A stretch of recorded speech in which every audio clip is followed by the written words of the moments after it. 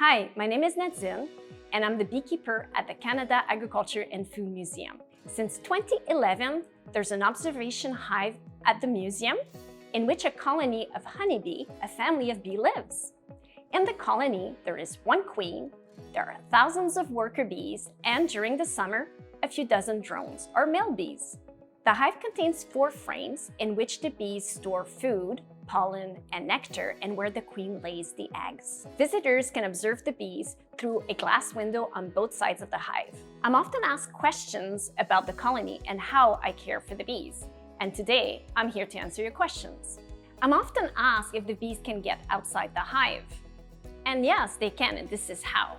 There is a tunnel, a tube that connects the observation hive with the exterior, and the bees can move in and out at their will through the tunnel. We can easily see the exit of the hive in the barnyard because it's identified by a sunflower.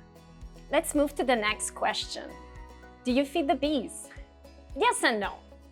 During the summer, the bees go out and they gather pollen and nectar from flowers, and they bring it back to the colony. Here we can see a bee returning with pollen on her legs. She will deposit it in one of the cells, and then she'll return forage for more. To make sure they don't run out of food, we will add honey frame from fall to spring. To add a frame, I first need to take the observation hive out. Now, to do so, I must first close 2 little doors. One that stops the bees from leaving the observation hive, and the other one that stops them from coming in the museum through the tube. The hive is placed on a little cart and transported outside to a secluded place away from visitors. Now, before I open the hive, I must first prepare my smoker. Now, depending on how they behave, I may or may not have to smoke them. Before I remove a frame, I must first find the queen. I don't want to remove her by accident. The queen has a white dot on her thorax, which helps visitors find her amongst the other bees. The white dot also tells us that the queen was born in 2021. Queens born next year will be identified by a yellow dot. Now, all I have to do is remove the frame and replace it with the one full of honey.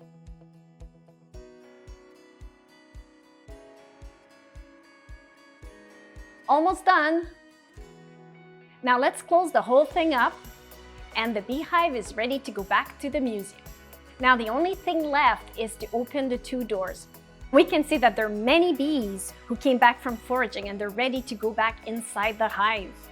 As I open the 2 doors, we can see them sneak back in. Now, do bees sleep during the winter? No, they don't. They stay active all winter. They gather in a cluster with the queen at the center. They eat honey and they vibrate their wing muscles to produce heat. On nice winter days, the bees leave the hive for their cleansing flight.